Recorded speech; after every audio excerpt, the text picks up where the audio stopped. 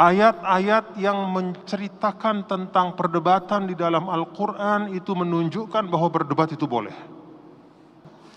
Atuhajjunana fillah, apakah kalian hendak berdebat dengan kami ya tentang Allah? Apakah kalian hendak berdebat? Ya. Ada beberapa kata di dalam Al-Quran ya, yang berarti berdebat, perdebatan. Ya. Apa? Alam tara ilal ladzi hajja Ibrahim fi rabbih. Nah, itu kan ada juga. Tidakkah engkau melihat orang yang mendebat Ibrahim tentang Tuhan? Ya, itu Namrud itu. Jadi kata para ulama, ayat-ayat yang menceritakan tentang perdebatan di dalam Al-Quran itu menunjukkan bahwa berdebat itu boleh. Itu satu prinsip ya. Berdebat dalam arti berdebat dalam arti menyampaikan hujah masing-masing ya. Bahasa Arab hajjah, berhujah. Apa itu hujah? Hujah itu suatu dalil yang kuat ya. Maka berdebat dalam arti bertukar pikiran, berargumentasi itu boleh. Ini asas dari ilmu juga ya. Jadi yang namanya perdebatan itu boleh dengan syarat. Nah, pertama syaratnya itu adalah ihqaqul haq atau al-wusul ilal haq, mencapai kebenaran. Bukan al-ghalabah alal adu, bukan mau mengalahkan orang. Apalagi kemudian ada niat untuk merendahkan, meremehkan atau menghina orang, memojokkan orang, itu nggak boleh. Jadi dari niat itu sudah diatur ya, bahwa niat kalau Anda berdebat silahkan. Tapi pertama niatnya adalah ihqaqul haq, mencari kebenaran. Entah nanti ujungnya kebenaran ada pada Anda ya syukur. Entah ternyata kebenaran ada pada lawan debat Anda, syukur juga. Karena kan kebenaran itulah yang kita cari. Kebenaran itulah yang berharga, bukan omongan kita. Jadi niatnya mencari kebenaran. Kalau kita niatnya mencari kebenaran, Allah mudahkan sampai kepada kebenaran itu. Makanya banyak orang-orang pintar ya di Eropa, Amerika, dia masuk Islam setelah dia berdebat. Karena ketika dia berdebat dengan seorang, katakanlah seorang muslim yang terpelajar, niatnya memang cari kebenaran. Mereka memang ingin tahu kebenaran itu. Dia cari di mana-mana, baca kitab ini segala macam, tapi masih belum mendapat. Maka ketika dia tetap menjaga niatnya untuk mencari kebenaran, Allah sampaikan dia kepada hidayah Islam. Jadi berdebat itu boleh dengan niat ihqaqul haq, al-wusul ilal haq, untuk sampai pada kebenaran. Yang kedua, berdebat itu boleh dengan adab-adabnya. Adab-adabnya itu apa? Kalau bahasa gampang-gampang kita adalah dengan kepantasan dan kepatutan. Jadi kalau kita berhujah, berhujahlah tapi jangan menghina. Kalau mau berdalil, berdalillah tapi jangan mencela.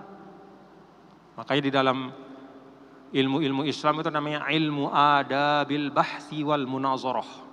Ilmu tentang berdebat itu ada dalam Islam.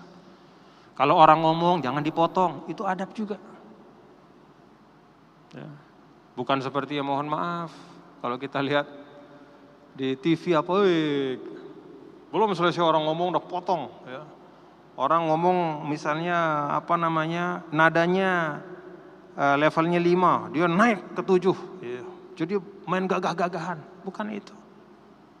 Sulit kebenaran itu akan muncul. Bahkan ketika pun kebenaran itu ada, ya, kebenaran itu ada di antara salah satu, tapi ketika mereka sudah mau saling menjatuhkan lawan, kebenaran itu pergi. Dia pergi, hilang dia. Yang tersisa hanya permusuhan.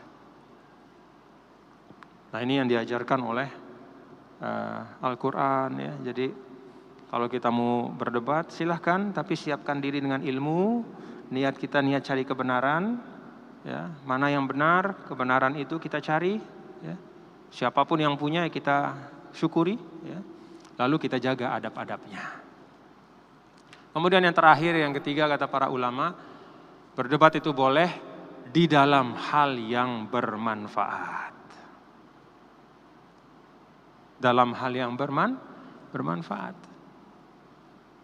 Misal, di dalam Al-Quran kan wa yaquluna sab'atu wa thaminuhum kalbuhum. Nah, kan begitu ya. Sebagian mengatakan bahwa Ashabul Kahfi itu 7 pemuda menjadi 8 dengan anjingnya gitu. Lalu kemudian siapa nama anjingnya? Nah, misalnya gitu ya. Siapa nama anjingnya? Lalu si A mengatakan, oh nama anjingnya itu ini. Lalu yang lain mengatakan, oh ini. Pertanyaannya, ada manfaatnya enggak? Apakah dengan mengetahui nama anjing itu kemudian ibadah kita lebih dibanding yang tidak tahu? Kan tidak ada. Laisa tahtahu amal. Tidak terkait dengan amal kita. Karena itulah Allah juga tidak menyebut langsung namanya anjing itu. Bahkan nama pemuda itu pun tidak disebut. Karena apa? Karena bukan esensinya di nama. Tapi esensinya itu pelajaran. Bagaimana mereka mempertahankan iman mereka. Jadi bahkan bapak-bapak saudara ya, tidak semua yang ada dalam Al-Quran itu harus kita perdebatkan. Apalagi yang bukan di Al-Quran. Hal-hal kecil-kecil, hal-hal yang sifatnya tidak terkait dengan iman Islam, tentang amal-amal soleh, tentang kerja-kerja yang baik. Gak usah kita perdebatkan. Kalau Anda mau berdebat, pastikan itu sesuatu yang bermanfaat. Yang kalau engkau mengetahui kebenaran tentang masalah itu, maka akan menambah ilmumu, menambah amalmu, menambah kedekatanmu pada Allah, menambah kecintaanmu pada kebaikan. Itu yang diperdebatkan. Tapi kalau yang tidak, nggak usah. Ya, ilustrasinya saya sampaikan tadi, bahkan ada di dalam Al-Quran. Ini Al-Quran, ya. Contohnya ayat yang saya baca tadi. Apa nama anjingnya Ashabul Kahfi? Atau siapa 7 orang itu? Ada sebagian riwayat namanya A, B, C, tapi itu bukan qot'i juga riwayat itu. Sehingga kalaupun berdebat ya pasti bisa diperdebatkan. Tapi apakah perlu? Tidak usah. Sehingga waktu kita itu fokus ya, bapak-bapak saudara. Nah, ini juga termasuk nih, diingatkan di sini. Qul atuhajjunana fillah. Katakanlah, apakah kalian hendak mendebat kami ya fillah, tentang Allah ya. Wa huwa rabbuna wa rabbukum, padahal dia adalah Tuhan kami dan Tuhan kalian. Ya, Tuhan kita satu, yaitu Allah Subhanahu wa taala. Apa yang dimaksudkan dengan atuhajjunana fillah ya? Apakah kalian hendak berdebat tentang Allah, tentang agama Allah? Nah, kalau kita baca ayat sebelumnya kan ada di situ ya, bapak-bapak saudara, orang-orang Yahudi itu ya, mereka selalu mengatakan diri mereka lebih baik. Sebabnya ada 3. Pertama, intisaban. Mereka merasa bahwa nasab mereka itu lebih pas.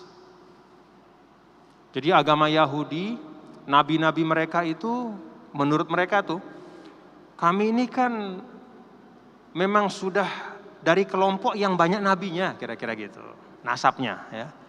Kan nyambung tuh, dari Nabi Isa alaihissalam ke atas terus, Nabi Musa terus, sampai Nabi Yakub, Nabi Yusuf, Nabi Yakub, Nabi Ibrahim, kan gitu, Nabi Ishak, Nabi Ibrahim, kan begitu. Ya, nasab, jadi dia ngandalin nasabnya. Sedangkan kalau Muhammad ini kan memang betul dia anaknya keturunan dari katakanlah Nabi Ismail gitu ya. Tapi kan kalau dilihat dari pohonnya banyakkan kita nabinya, kira-kira gitu. Jadi dari sisi nasab. Nenek moyang, ini nenek moyang ya. Mereka tuh mengandalkan nama besar dari nenek moyangnya. Karena itu mereka mengatakan agama Yahudi, agama kami ini lebih baik. Satu sebabnya. Yang kedua, nabi kami itu lebih dulu gitu kira-kira. Kan Yahudi itu bernabi kepada Nabi Musa duluan, ya. Generasinya lebih dulu. Sedangkan ini Nabi Muhammad ini kan baru-baru nih. Tentu lebih mulia yang duluan, kira-kira gitu. Kemudian yang ketiga, kitab kita juga lebih dulu. Taurat dibandingkan Al-Quran kan lebih dulu ada Taurat. Nah inilah yang kemudian diluruskan oleh Allah Subhanahu wa Ta'ala. Diluruskan bahwa kenapa berdebat pada hal-hal yang tidak esensial. Kalau kita mengaku ya, sebagai hamba Allah, artinya apa? Ya Tuhannya satu, Allah Subhanahu wa Ta'ala. Dan Allah punya kuasa untuk meletakkan di mana kemuliaan itu. Dulu diletakkannya kepada keturunan dari Nabi Ishak, terus sampai Nabi Isa.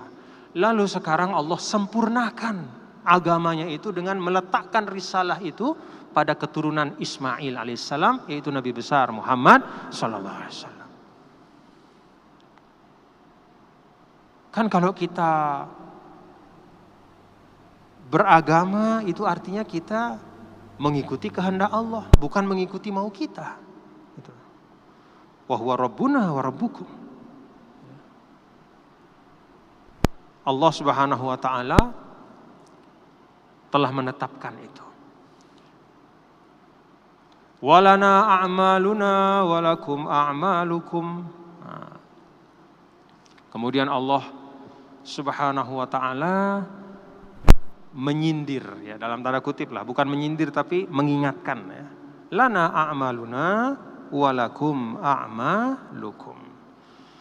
Kira-kira secara sederhana, wahai saudara-saudara kami Bani Israel, gitu ya, orang-orang Yahudi, kenapa kok Anda selalu membanggakan nenek moyang yang hebat-hebat itu? Padahal ukuran kita sekarang, ya, derajat kita di depan Allah bukan bergantung dari pekerjaan mereka, bukan dari nama besar mereka, tapi lana a'maluna walakum a'malukum. Bergantung dari lana a'maluna, dari amal-amal kami, walakum a'malukum, dan dari amal-amal kalian. Walaupun dulu Nabi Ibrahim alaihissalam mulia, kemudian kalian mewarisi itu dari sisi nasab katakanlah misalnya, ya, tapi pekerjaan kalian ternyata beda. Nabi Ibrahim alaihissalam hanifah muslimah, tapi kalian abadtumul ijl, kalian orang Yahudi, ya, pada masa Nabi Musa alaihissalam menyembah anak sapi. Padahal Nabi Ibrahim itu kuat tauhidnya, ya. Nabi Ibrahim alaihissalam juga, dan terus turun sampai ke Nabi Musa, sampai ke Nabi Isa alaihissalam, itu kan mengajarkan untuk tidak boleh makan riba, tidak boleh menzolimi orang. Tapi kalian orang-orang Yahudi itu makan riba, bahkan membuat sistem yang riba, makan harta orang dengan zolim dan seterusnya. Maka Al-Quran mengingatkan, ya, tidak salah kita punya orang tua, punya nenek moyang hebat, ya. Tapi la tattakilu alaihim, jangan menyandarkan diri, mengandalkan, ya, mengandalkan mereka. Kalau mau mengandalkan diri, ya pertama tentu kepada rahmat Allah, dan yang kedua kepada amal kita sendiri. Maka Nabi kita yang mulia, Nabi besar Muhammad sallallahu alaihi wasallam menyampaikan, man batta'a bihi amaluhu lam yusri' bihi nasabuhu. Orang yang amalnya pelan tidak mungkin akan dicepatkan dengan nasabnya. Amalnya ala kadar, batta'a, ya remah-remah sedikit amalnya, nggak bisa jadi cepat karena nasabnya. Karena misalnya bapaknya orang alim, kakeknya orang alim, lalu dia otomatis kemudian langsung jadi mulia, enggak. Man batta'a bihi amaluhu lam yusri' bihi nasabuhu. Siapa orang yang amalnya lambat, takkan mungkin dipercepat oleh nasabnya. Maka mari kita perbaiki amal-amal kita ya Bapak-bapak Saudara. Nah, ayat ini ditutup wa nahnu lahu mukhlisun. Nah, ini penting juga. Dan kami lahu mukhlisun, kepadanya, yaitu kepada Allah mukhlisun, ikhlas. Ikhlas dalam arti amal-amal kita itu memang lillahi ta'ala. Nah, Bapak-bapak Saudara sekalian, banyak sekali ayat ya di dalam Al-Quran itu yang mengingatkan tentang pentingnya keikhlasan dalam beramal. Kan amal itu ada dua hal ya di dalam pekerjaan itu. Yang pertama adalah an-niyatu dan yang kedua al-amalu. Niatnya dan pelaksanaannya. Apa hubungan antara niat dengan pelaksanaan Bapak-bapak Saudara? Niat ya, itu terkait dengan status amal itu di sisi Allah. Ini niat. Ya. Sedangkan pelaksanaan itu biasanya terkait dengan kemanfaatan di dunia. Maka kalau ada amal, ya, misalnya amal apa tuh? Misalnya ngasih uang ke orang misalnya nih. Keluarin uang dari kantong lalu kasih. Nih. Entah dikenal, entah tidak dikenal, kasih uang misalnya 50.000. Kalau dia memberikan uang itu tidak dengan niat karena Allah, ya. Tidak ada hadir Allah di hatinya. Ya dia ngasih itu dia kasihan aja. Ya, mungkin perlu ya nih kasih uang. Tapi tidak ada hadir Allah ya, di dalam hatinya. Misalnya karena dia tidak beriman, dia tidak punya agama katakanlah ya, dia tidak beragama nih. Tapi dia senang memberi. Dia kasih orang, nih uang. Oh banyak itu orang tidak beragama murah. Bangun ini, bangun itu, kasih orang miskin ini itu. Ketika dia memberi, tidak ada hadir Allah di hatinya. Tidak ada niat karena Allah, bukan karena dorongan sebagai seorang yang beriman. Ya. Maka dia tidak berhak minta apa-apa di sisi Allah nanti. Kan tidak ada Allah hadir dalam dirinya ketika dia berniat. Bahwasannya amalnya itu baik, iya, dalam arti orang dapat manfaat di dunia. Dan bahkan bisa jadi dia juga dapat manfaat di dunia. Apa manfaat buat dia? Namanya jadi nama baik. Orang nyebut-nyebut namanya. Wah itu si ini dermawan. Wah si ini orangnya itu baik. Wah orang ini dia peduli. Wah orang ini murah hati. Nah, itu sudah dapat ganjarannya dia di dunia. Orang yang diberikan itu dapat manfaat dengan apa yang dia berikan. Dan dia juga bisa jadi dapat manfaat di dunia dengan nama baik. Tapi dia tidak usah berharap. Ya. Kalau kata ulama tidak dapat apa-apa nanti di sisi Allah. Karena memang dia melakukan itu bukan karena Allah.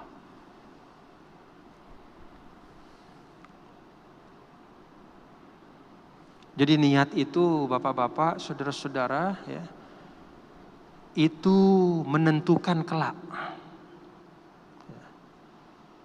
Kalau tidak ada hadir Allah dalam amal kita, tidak ada niat karena Allah, atau ada niat tapi bukan karena Allah, nah, apalagi itu ya, dia niatnya adalah supaya dipuji, nah, dapat dia pujian di dunia, jangan harap nanti dapat di sisi Allah. Gitu.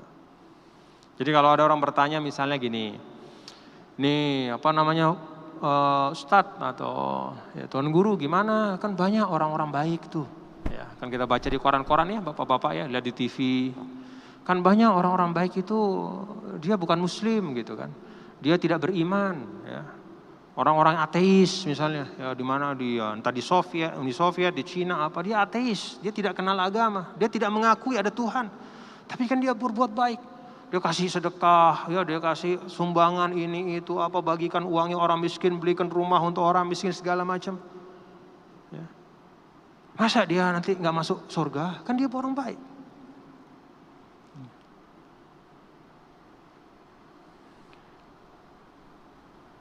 Iya betul, ya dia melakukan perbuatan baik. Ya. Dan dia dapat balasannya di dunia. Ya kan seperti orang nanya itu kan, dia kan kagum. Ya itulah balasannya, dikagumi. Ditulis di koran, orang paling banyak sumbangannya, filantropis istilahnya. Filantropis, penyumbang terbesar sekian juta dolar sekian. Ya udah itu dapatnya. Orang lain ya dapat manfaat dari itu. Tapi urusan akhirat ya, di sisi Allah ya kalau kata ulama ya dia nggak usah berharap karena dia memang tidak berharap dari Allah. Dia tidak menghadirkan Allah, dia tidak akan amal. Ya. Niat kita itu hadir Allah di dalam niat kita, lalu mewujud dalam amal. Sehingga sinkron dia dunia akhiratnya. Jadi ketika kita berniat bersedekah lillahi ta'ala, ya, sedekah kita sampai, orang yang kita kasih sedekah itu mendapat manfaat, ya, bisa juga kita dapat bonus lah gitu ya. Tapi hati-hati dengan bonus ini, apa bonusnya? Pujian, ya, jangan diharapkan. Kalaupun itu ada, anggap saja sebagai doa, ya. Bisa jadi. Misalnya kita dikasih, dapat manfaat, lalu orang itu mengatakan, alhamdulillah, orang bagus ini. Nah itu kan doa, anggap saja doa, alhamdulillah, tapi jangan diharapkan. Ya. Lalu nanti di akhirat, ya, setelah dunia yang fana ini selesai, ya, kita selesai jam terbang kita di sini, ya, meninggal dunia, nah bolehlah kita berharap nanti. Ya, karena memang kita menghadirkan Allah dalam pekerjaan itu. Itu pentingnya ya. Sehingga kalau kata ulama, an-niyatu tusayyirul 'adata ibadatan. Niat itulah yang merubah status sesuatu dari hal yang biasa menjadi ibadah. Nah di sini wa nahnu lahu mukhlisun itu adalah penekanan ya. Lana a'maluna walakum a'malukum, amal-amal kita banyak, tapi yang menjadikannya berharga dalam arti kelak di akhirat bisa kita harapkan ada pahalanya, ada ridho Allahnya, wa nahnu lahu mukhlisun. Adalah ketika kita ikhlas di dalam melaksanakannya. Menghadirkan Allah dalam niatnya. Am taquluna inna Ibrahim wa Ismail wa Ishaq wa Yaqub wal asbat kanu hudan aw nasara. Ataukah kamu wahai ahlul kitab Yahudi Nasrani berkata bahwa Ibrahim, Ismail, Ishak, Yaqub dan al-asbat yaitu anak cucu mereka hudan aw nasara, ya, mereka adalah penganut Yahudi atau Nasrani. Qul a antum a'lamu amillah. Katakanlah wahai Muhammad, emang apakah kalian lebih tahu daripada Allah? Artinya apa? Nah, di dalam Al-Quran itu kan sudah dijelaskan. Maka na Ibrahim Yahudi yang wala Nasraniya walakin kana hanifan muslima. Nabi Ibrahim itu bukan Yahudi Nasrani tapi dia hanif, seorang muslim yang lurus i'tiqadnya, akidahnya. Itu penegasan Al-Quran. Maka ketika orang Yahudi mengatakan begini begitu, dikembalikanlah. Ya. Diminta Nabi Muhammad SAW untuk mengembalikan. Apakah kalian lebih tahu dari Allah? Allah sendiri mengatakan bahwa Nabi Ibrahim adalah hanifan muslimah. Wa man azlamu mimman katama syahadatan indahu minallah. Dan siapakah yang lebih zalim dibanding daripada orang yang menyembunyikan syahadah, persaksian, ya, kesaksian dari Allah, ya, yang ada padanya. Intinya adalah ini mengingatkan mereka bahwa sesungguhnya dalam Taurat itu ada isyarat-isyarat dan penegasan tentang datangnya Nabi besar Muhammad SAW. Kenapa disembunyikan? Waman azlamu, siapa yang lebih zalim? Siapa yang lebih besar kezolimannya dibanding orang yang menyembunyikan, ya, kesaksian Allah yang ada pada dirinya, yang dia tahu. Allah mengatakan ada ibaratnya tapi dihapus, diganti, diselewengkan maknanya.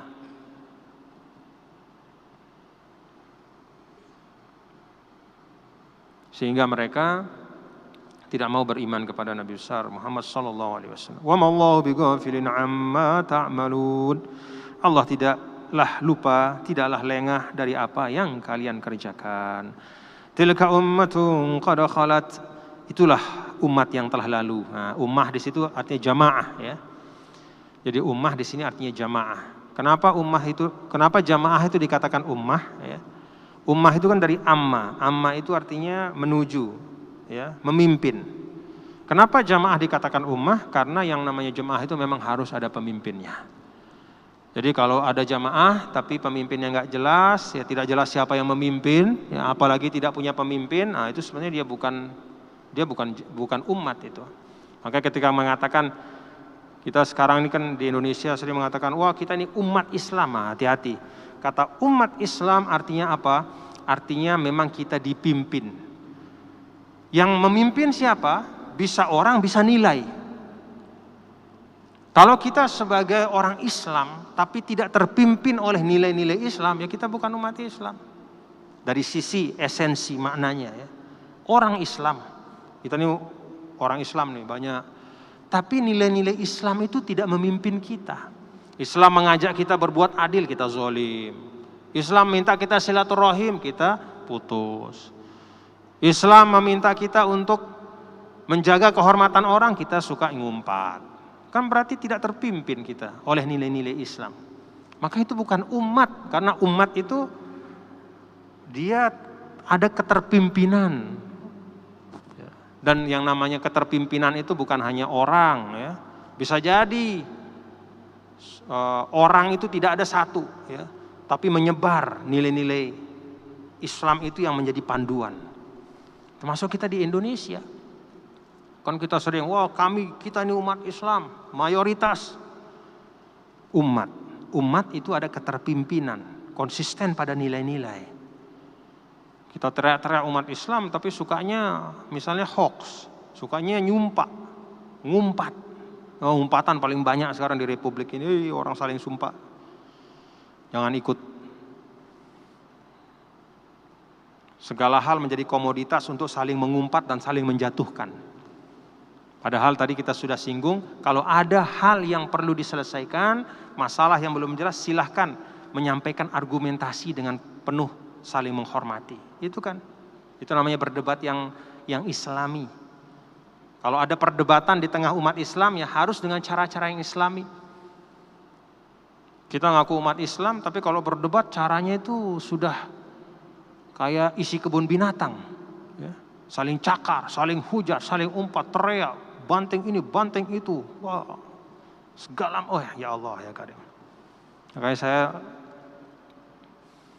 tidak mau ikut-ikutan ya. Tidak usah kita bergagah-gagahan gitu, mau gagah-gagah ya. Tapi kemudian tidak ada kemanfaatan untuk umat ya, untuk masyarakat. Hanya jadi pertunjukan saja.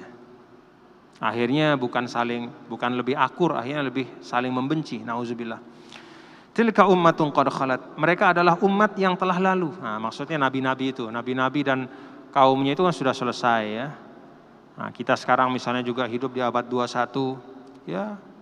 Generasi sebelum kita kan sudah wafat ya. Qad khalat ya. Mereka sudah berlalu. Laha ma kasabat wa lakum ma kasabtum.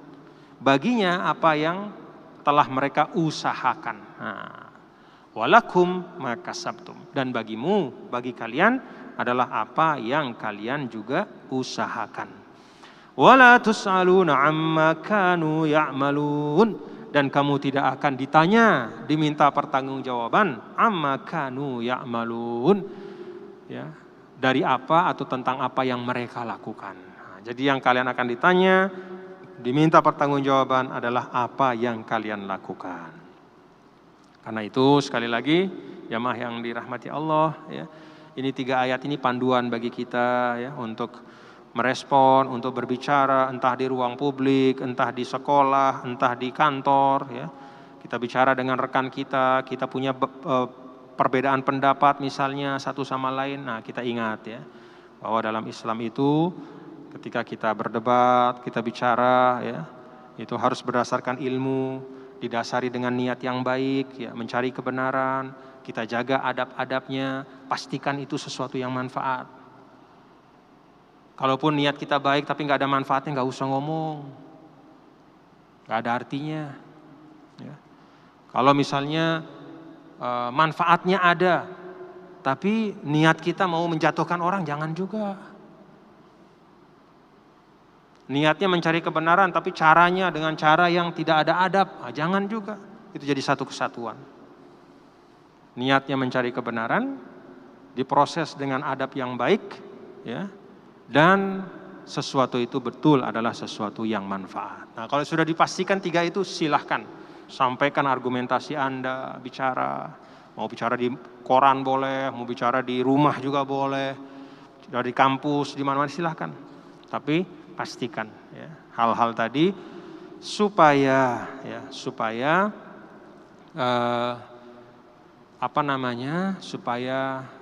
menghasilkan hal yang baik. Kan Islam itu adalah agama yang baik dan mengajak kita untuk menghasilkan yang baik. Nah, ini yang dapat saya sampaikan, Bapak-bapak, saudara-saudara sekalian, ya, mudah-mudahan ada manfaatnya untuk kita semua. Apa yang kita baca pada hari ini menjadi pengingat untuk kita, ya, latar belakang orang-orang Yahudi itu bukan berarti ini untuk mereka saja, tapi ini juga dan utamanya adalah untuk kita sebagai umat Islam yang percaya kepada Al-Quran dan menjadikannya sebagai imam kita, sebagai pemandu kita menjalani kehidupan. Mudah-mudahan Allah memberkahi. Allahumma arhamna bil Quran. Allahumma ya Allah, rahmatilah kami dengan Al-Quran. Rabbana taqabbal minna innaka antas samiul alim. Tub alaina innaka antat tawwabur rahim. Rabbana taqabbal minna innaka antas samiul alim. Tub alaina innaka antat tawwabur rahim. Allahumma ja'alna minal ladzina yastami'una al-qawla fayattabi'una ahsanah. Ulaika alladzina hadahumullah wa ulaika hum ulul albab. Wassallallahu wassalam ala sayyidina maulana Muhammad wa ala alihi wa sahbihi. Kita tutup bersama dengan doa kafaratul majlis. Subhanakallah. Asyhadu an la ilaha illa anta astaghfiruka wa atubu ilaik. Terima kasih dan mohon maaf apabila ada kekhilafan. Wassalamualaikum warahmatullahi wabarakatuh.